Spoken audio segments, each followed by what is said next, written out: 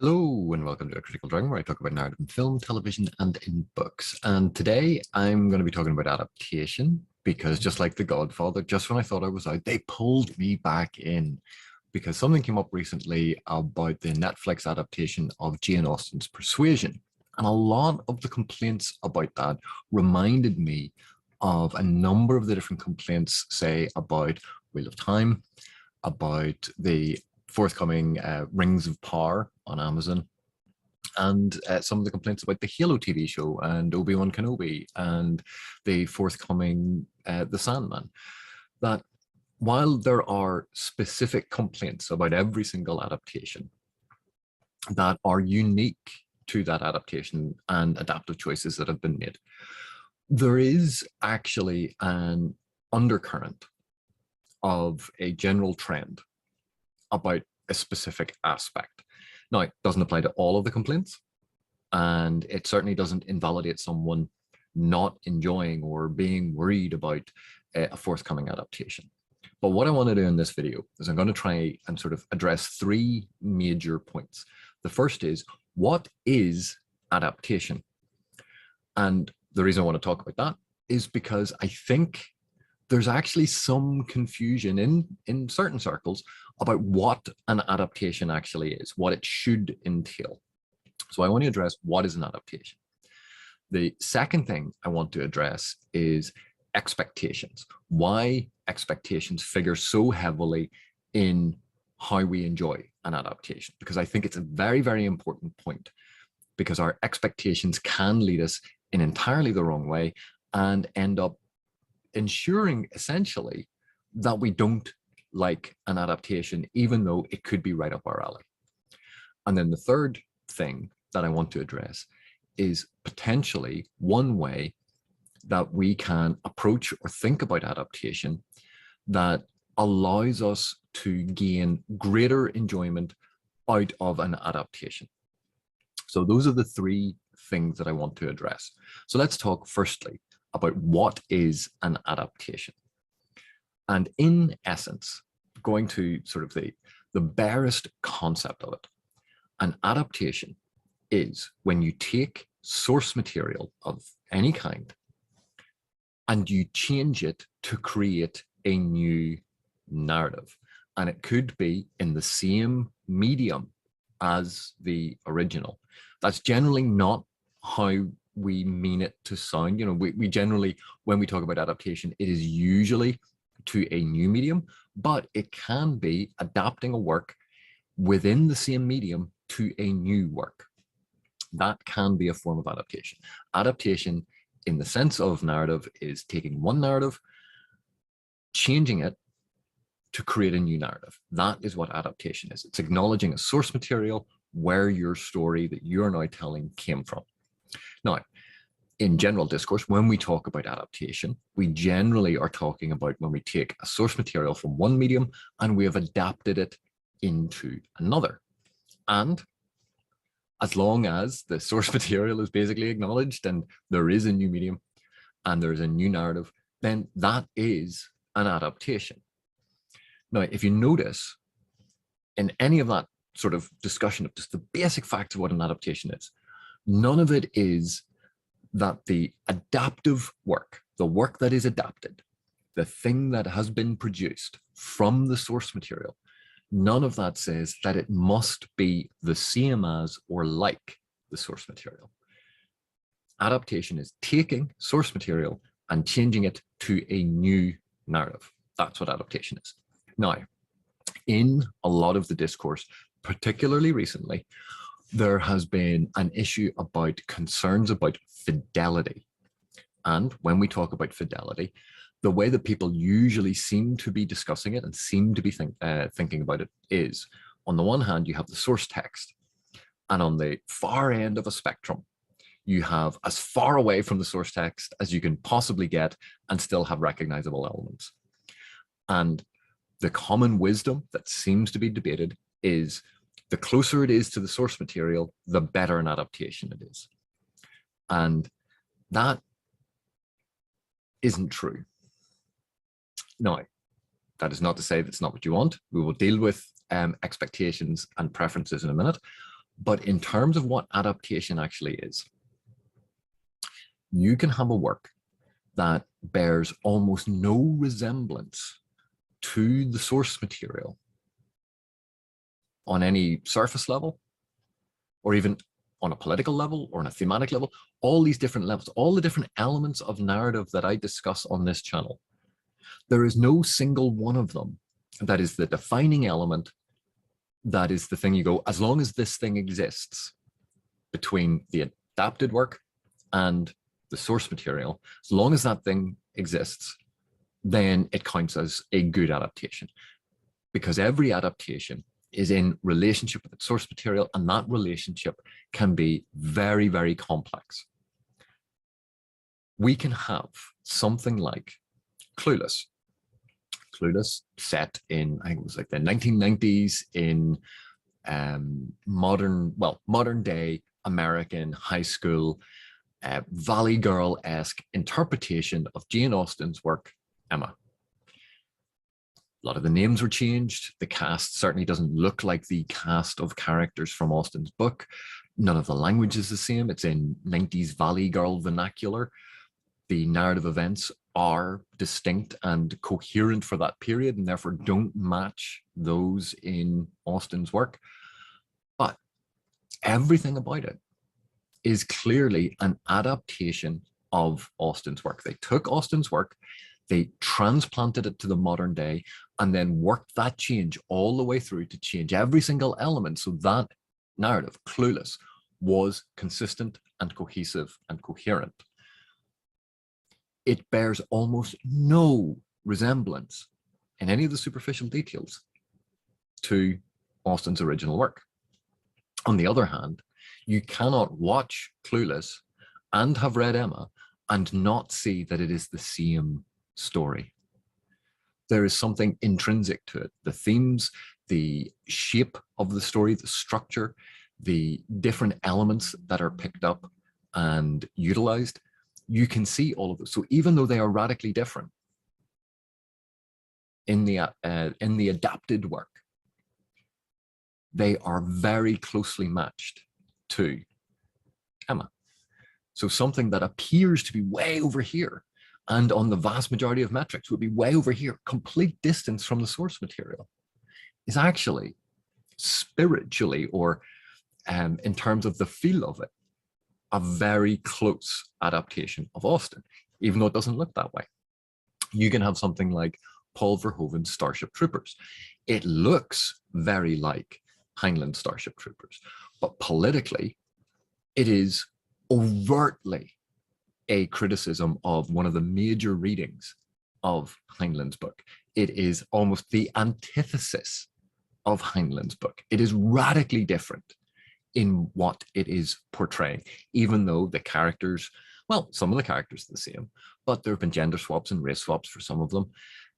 But the narrative events, a lot of the progression of what happens in it, a lot of those elements are all the same. Some of the scenes are very, very close to Heinlein's work. So it can appear very close to Heinlein's novel, but is actually quite far away. And again, it is an excellent adaptation. If we take something like Les Liaisons Dangereuses, an 18th century French epistolary novel that was published shortly before the French Revolution, about the corruption of an elite class, their backbiting, treachery, hedonism, the excesses of that class. That is an 18th century epistolary novel. And then it got adapted into a stage play. It was adapted into an Academy Award nominated or winning, I can't remember, film. But when they did that, obviously, they changed it from French into English. They dramatized a lot of the scenes that were relayed in letter form. They actually created whole scenes to illustrate this so we could watch it, because it was a film, not an epistolary novel. They changed a lot. And while, yes, you have a sense that it's France, it could be almost anywhere. It just was about a rich elite.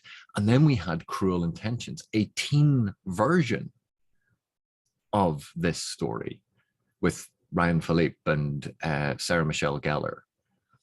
And that was set in New York in the modern day. It was set at a high school. But again, the essence of what the story was discussing, the deconstruction and criticism of the elite and their corruption, their hedonism, that is all present. So even though, okay, the names are the same, but the characters look completely different, they're different ages, the relationships are different, the sequence of events, you can see elements of it. It is very, very different in so many different ways to the 18th century epistolary French novel that you go, how can these two things even exist as, you know, related to one another? And yet it's an excellent adaptation. It gets to the very core of the book. And so you can see that there's not one element that singles out something being a good adaptation or a bad adaptation in terms of fidelity to text. That's not how we define what a good adaptation is. When we talk about a good adaptation, we are talking about whether or not that property, that new text, that new narrative is a compelling narrative. And it is drawing something from the original source text and evoking it. Now, in the case of Verhoeven's Starship Troopers, it is drawing the original political message and inverting it to criticize the original political message. But it is an excellent adaptation. It adapted the source material into a compelling narrative. It also played around with the perception of B movies and all of that sort of stuff, which of course a lot of Heinlein's works have inspired. But you can see that it's not about an accurate retelling of the text. That isn't the thing that makes an adaptation good. That can be a good adaptation, but it is not part of the definition. And we have plenty of examples beyond this. Like we have so many different Shakespearean examples where you have someone like Ralph Fiennes or someone like Kenneth Branagh, who have both been heavily involved in various Shakespearean projects. They are both dedicated fans of Shakespeare's work, and yet they happily create, produce, star in, are involved in projects that take completely different views of what Shakespeare's texts are. They have placed them in different contexts. They have changed the language. They have done a completely faithful, Branagh did a completely faithful to the word version of Hamlet, which is excruciatingly long as a feature film, because he didn't want to abridge it. He didn't want to excise anything. And yet some of the more compelling versions of Hamlet have made quite significant changes to the play in order to turn it into a film that an audience can sit down and watch for the usual length of a film. Branagh's Hamlet is going to see basically a filmed, sumptuous version of the play. So it's more a recreation of the play than an adaptation of, or an adaptation of the text. So in some respects, Branagh's Hamlet is actually quite a bad adaptation because it hasn't adapted the text, it has merely recreated the text as closely and as physically possible to the original. And that hasn't really adapted it. It has just put it on the screen. When we think of something like Zack Snyder's Watchmen, the adaptation, obviously, of Alan Moore's graphic novel, a lot of people point to that as a very faithful adaptation because Snyder reportedly took panels of the comic book and used those to storyboard the shooting script. And because of that, it looks very similar to Alan Moore's Watchmen. It looks like a very faithful recreation. But of course, Snyder changed significant aspects of the ending. And he also, well, it might be slightly controversial to say this, but he changed a lot of the meaning of the text because Alan Moore's text was very much a deconstruction and breakdown of the concept of superheroes. Whereas what Zack Snyder put on the screen was very much a celebration of superheroes as a dark superhero movie. And you might think that those two things are similar, but they're not. They were doing different things. And as a result, although it looks like Alan Moore's Watchmen, it's actually a very different text. Now, I don't have a problem with that because I don't deem fidelity to source as this aspect that makes an adaptation good. It was an interesting adaptation.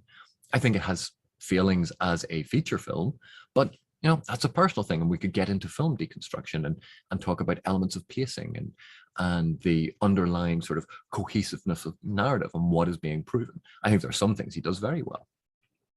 But in all of this, adaptation is always about taking source material and creating something new.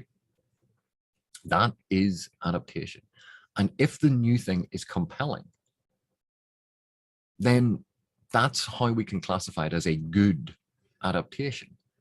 Fidelity to text can be fidelity to any number of different aspects, not necessarily a superficial fidelity or a recreation of what the text is, but thematically, or inverting the theme, or inverting the politics, or using the original to tell a completely different story, but acknowledging that it comes from the original.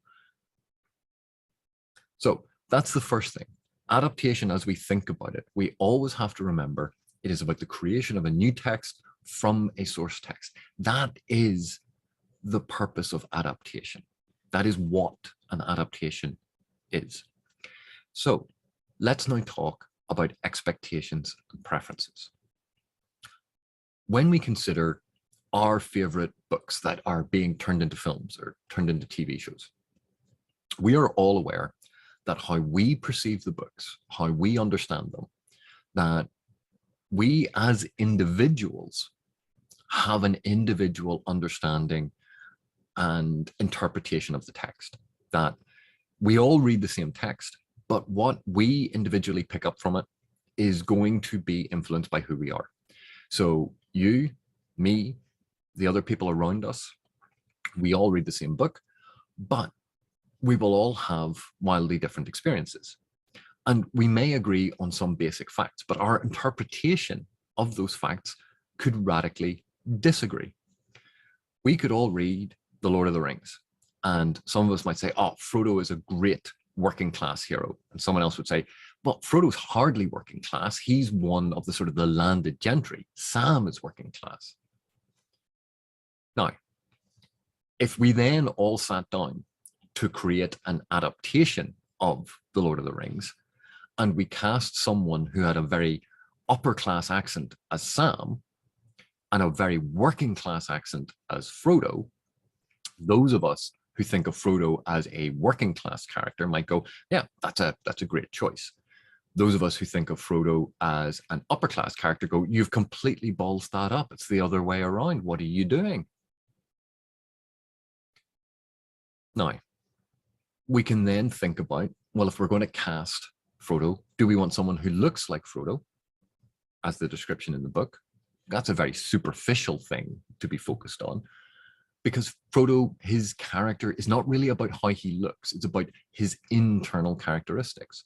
So perhaps the more important thing for us would be that we find an actor who can really an that character to life on screen, not necessarily look like him, but act like him. And a great example of an actor who is physically completely different from the role that they were cast for, and yet we all think is great, is Hugh Jackman as Wolverine. Hugh Jackman is over 6 feet tall. Wolverine is barely over 5 feet tall. They are completely and utterly unlike. Hugh Jackman, Australian, Wolverine, Canadian. Like they are radically different. But when we see Jackson's portrayal, he makes the character his own. So what is more important? The cosmetic surface level, do they look like the character, or that they evoke a sense of the character? And this is kind of related to what I was talking about in terms of fidelity to text earlier, that there are different aspects of fidelity, just as there are different aspects to character. And so that's one of the things that we talk about. But if our expectations are that anyone playing Wolverine must be very, very short for a man, must be just over 5 feet tall, very, very small man, particularly for a superhero where we're conditioned to think of them as being huge, We will never accept Hugh Jackman as Wolverine because we go, no, but that is a key characteristic. That is something that is really, really important. And for us personally, it might be. But we would also have to admit that for other people, that physical similarity is actually not that important. So although our preference is for someone to physically represent the role, and our expectation is that they will find someone who will look the part, ultimately, when it comes down to the portrayal, as long as they portray the role well, we'll be pretty much satisfied, or at least we should be. Because, and this is where expectations and preferences can really tie us up. If we are expecting an adaptation to be a recreation of the book that we love, simply in a different format, i.e. on the screen, if that is our expectation, we typically then go in and instead of viewing what the material is doing, we start noting where it diverges from the source material. We start focusing on difference, on change, on something that they do that is not the same as the book. And these start adding up. And it's something that happens quite commonly actually when we read. If we notice a tick that an author has at the beginning of a text, and we notice it in the first 4 chapters, if it happens a lot, we will now notice it every single time it occurs. But if there's one instance in the opening chapters and one instance halfway through, and then a bunch of instances at the end, we don't notice it as much because we're not preconditioned to start looking for it. So when we focus on these changes, when we focus on the fact that it is not like the source material, that can be very upsetting because it's not matching our expectation about what it should be. And because we are constantly obsessed by what we think it should be, we are not paying attention to what it actually is. We are not evaluating what they are doing. We are contrasting that against what they are not doing. We are looking at the changes. We are trying to map the original onto the adaptation and go, why aren't you fitting this template? And that can be an incredible source of frustration. And yet, as I discussed at the beginning, simply recreating the text is not the only way to do adaptation.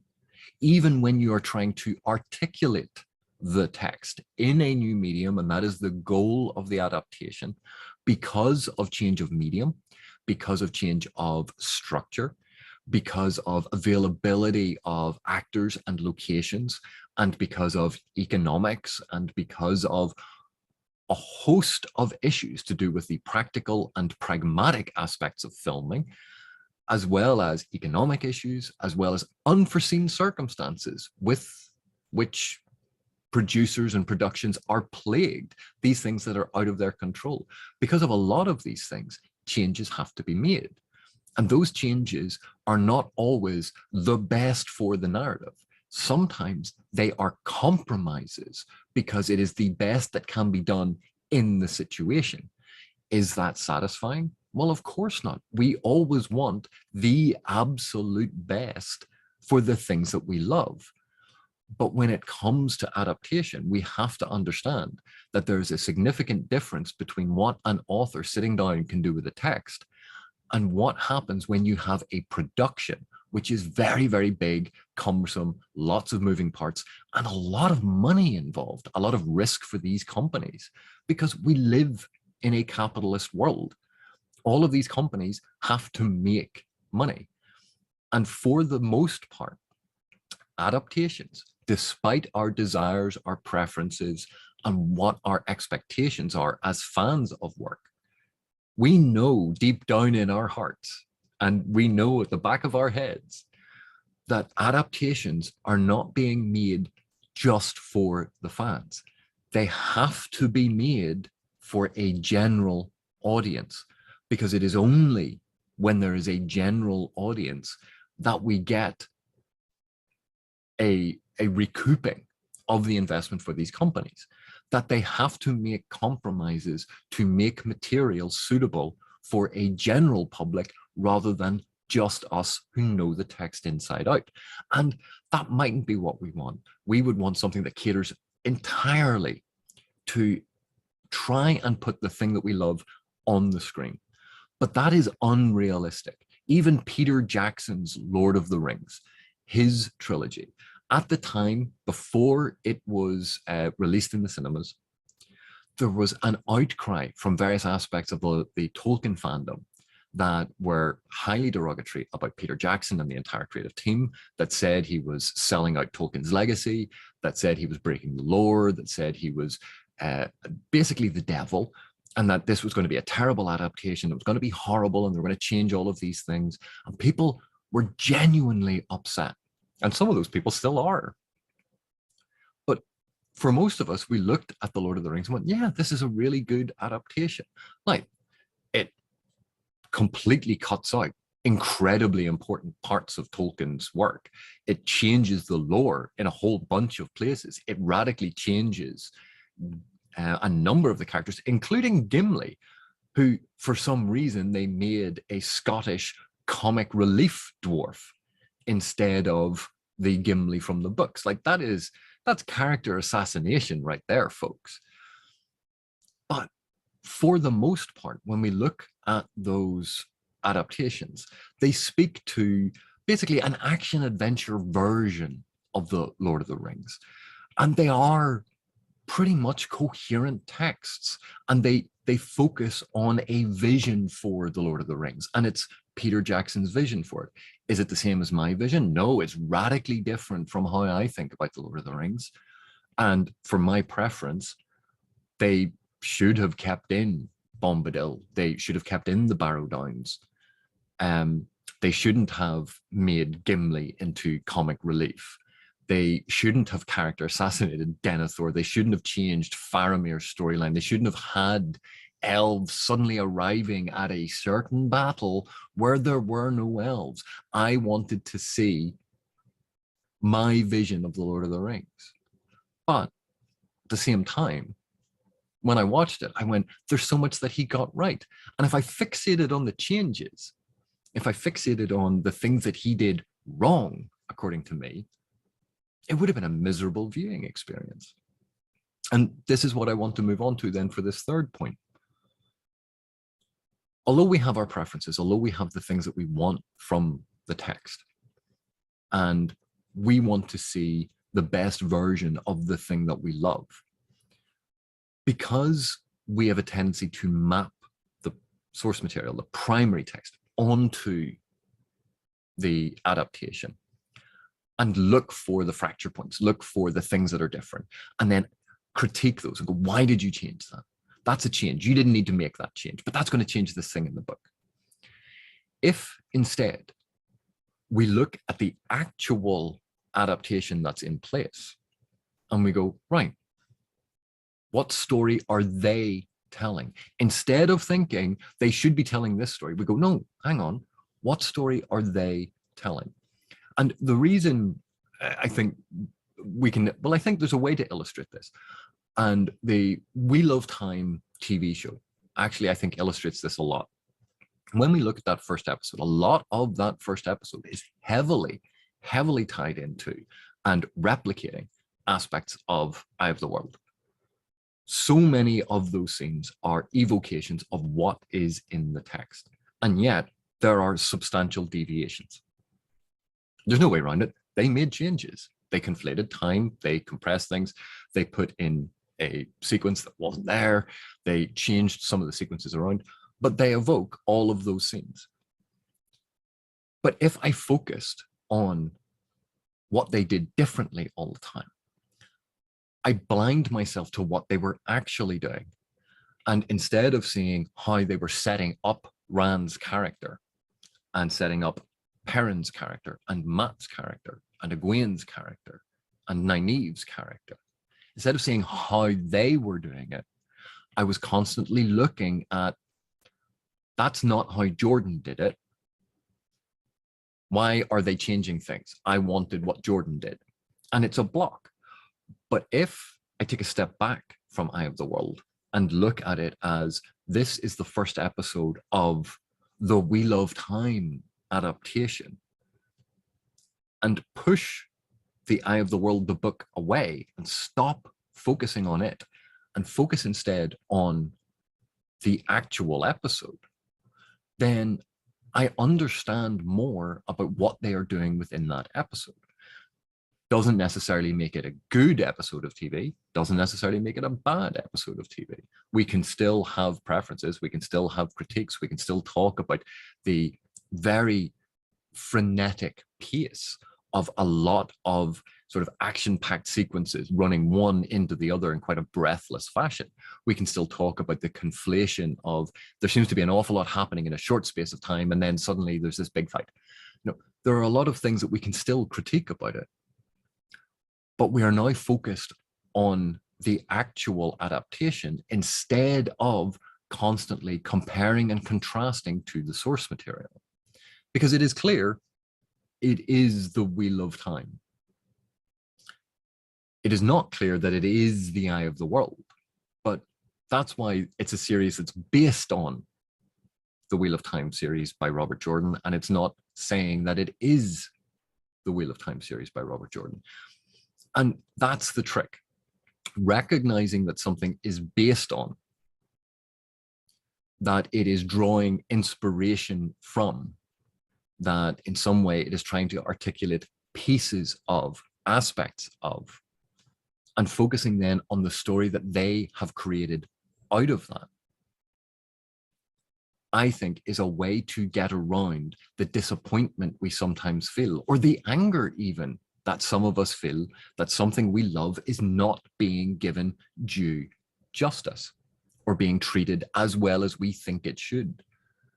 But by balancing the needs, the practical concerns of filmmaking, by balancing the needs of a general audience, and by the fact that there are aspects of the Wheel of Time TV show that have been inserted in specifically for book readers to go, we know that you're going to spot this when casual viewers will not. You're going to understand the relevance of this little thing here when casual viewers were not. There's clearly a consideration of what book fans want. These Easter eggs, this is how filmmakers and TV show producers have always shown the fans that they actually care.